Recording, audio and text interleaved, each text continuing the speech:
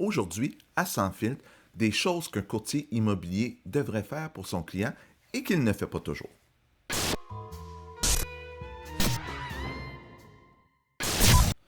Première chose qu'un courtier immobilier devrait faire puis qu'on ne va pas toujours faire, c'est être présent, que ce soit aux visites, à l'inspection ou à des tests comme des tests de pyrite, des tests d'amiante, des tests environnementaux et chez le notaire. Puis je m'explique.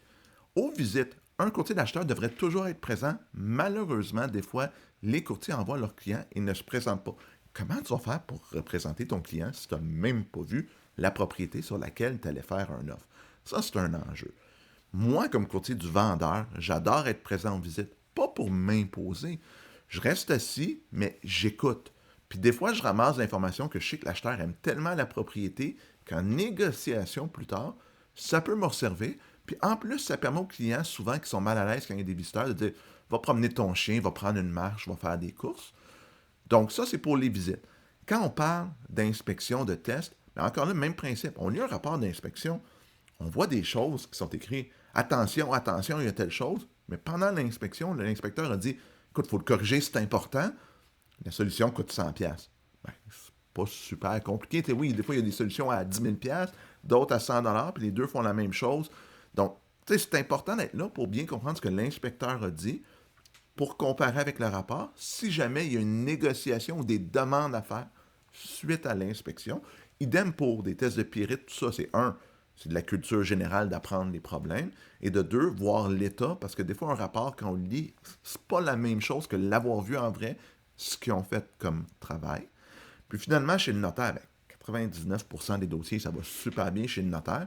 Il peut arriver qu'une coquille se glisse dans l'acte de vente. Donc, super important d'être là pour voir, s'assurer que ce qui est écrit dans l'offre d'achat a été reproduit à l'acte de vente.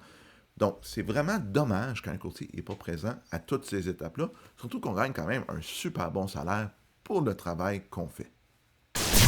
Dans la même veine qu'être présent en visite, faire des comptes rendus. Quand je représente mon vendeur, j'aime ça qu'un acheteur ou un courtier d'acheteur me dise hey, la propriété, il y a tel problème, ils ne l'ont pas aimé parce qu'il y a des lignes électriques en arrière, les chambres roses, c'est un turn-off, la dimension des pièces et dispositions. Choisissez votre raison, puis il n'y en a pas de bonne ou de mauvaise, mais c'est le fun de pouvoir dire ça aux vendeurs. Malheureusement, si vous demandez à beaucoup de mes collègues qui représentent les vendeurs, on a de la misère à avoir des comptes rendus, puis c'est fatigant. Répondre aux attentes du client en matière de communication. Tu sais, si le client veut 1 million pour sa maison, puis elle vaut 500 000, je ne pourrais pas répondre aux attentes. Mais si on s'entend qu'on communique ensemble à toutes les semaines, 2 semaines, 3 semaines, dépendamment, là, puis chaque dossier est unique, il n'y a pas de réponse universelle, mais il faut le faire. Je me rappelle au début de carrière, là, il y a un client, j'avais pris sa maison à vendre, puis je pense qu'en 6 mois, je l'ai appelé 2 fois.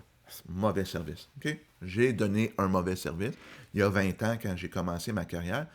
Aujourd'hui, si le client, il faut que je parle aux semaines, aux 2 semaines, pour dire qu'est-ce que j'ai fait, il n'y a pas d'activité, qu'est-ce qui s'est passé dans le marché, hey, il n'y a pas de maison que tu as trouvée belle ou de propriété que tu as trouvée belle qui répondent à des critères depuis 2, 3 semaines. Bien, super important, mais il faut le faire selon les attentes du client.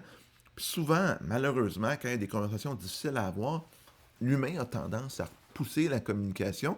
Puis quand il y a un breakdown dans cette communication-là qui répond plus aux attentes du client, ça finit à peu près toujours mal, malheureusement. Ma job comme courtier, c'est de suggérer, d'élargir l'horizon des clients. Par exemple, un acheteur qui me dit je veux habiter dans tel quartier. Pour quelle raison? Le transport, les écoles, choisissez votre raison. T'sais, encore là, il n'y en a pas de mauvaise. Hey, mais si tu aimes celui-là, as-tu pensé à lui pour telle raison? Je ne prends pas la décision, mais je leur suggère des choses pour dire aviez-vous pensé à? Même chose, je rentre chez vous, vous voulez vendre votre propriété, les murs sont roses. As-tu pensé à repeinturer en blanc, en beige, à redécorer un peu, faire du home staging? On va engager quelqu'un, par exemple. As-tu pensé qu'il faudrait faire le test de pyrite tout de suite? On va sauver du temps dans notre transaction. Hey, il y a de l'amiante dans tes murs. As-tu pensé à faire des tests pour pouvoir se circonscrire? Mais si le client veut pas, je peux pas prendre sa main et le forcer. Idem. Quelqu'un vend sa maison 500 000, j'aime utiliser 500 000 comme prix, il reçoit une offre à 600 000. Je dis, signe en bas, c'était écœurant, selon moi, ça vaut pas du tout ça. Puis je suis capable de le backer avec des faits. Mais s'il veut pas, moi j'ai suggéré, j'essaie de lui faire comprendre.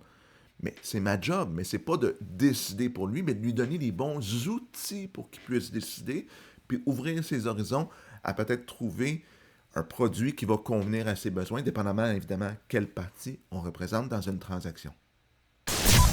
Faire des recherches, trouver des solutions. Tu sais, une transaction immobilière, quand ça va bien, c'est merveilleux, c'est un peu comme le canard. Ah, la calme, c'est beau. Mais en dessous de l'eau, tu vois des petites pattes qui tournent, là. Bon, moi, ma job, c'est d'être, que ça soit comme ça, mais malheureusement, suite à une inspection, suite à toutes sortes de problèmes qui peuvent arriver dans une transaction, il va arriver des problèmes, malheureusement. J'aimerais ça vous dire que 100% de mes transactions vont bien. Il y a des problèmes plus souvent qu'on pense. Pas nécessairement des choses majeures. Des fois, c'est des tout petits problèmes, mais des fois, ça peut être compliqué. Mais c'est pas de dire au client, hey, il y a un problème, trouve-toi la solution. Non, c'est quoi le problème? C'est quoi les solutions? Hey, essayez de les prévenir en faisant des recherches. Hey, t'as pas les plans quand t'as piloté ta maison il y a 3 ans? On fait une demande d'accès à l'information à la ville. T'as demandé un permis. Normalement, il devrait avoir les plans. On va appeler la compagnie qui les a fait. T'sais, on va essayer de les trouver avant pour que quand on va avoir une offre d'achat, on va déjà les avoir. On va avoir prévenu le coût. Donc, nous, notre travail, c'est ça. C'est pas de régler, de payer pour régler la solution, mais de dire, hey, il y a peut-être des solutions X, Y, Z. Attends, on va appeler un ingénieur pour peut-être le problème en structure. On va essayer de trouver quelque chose.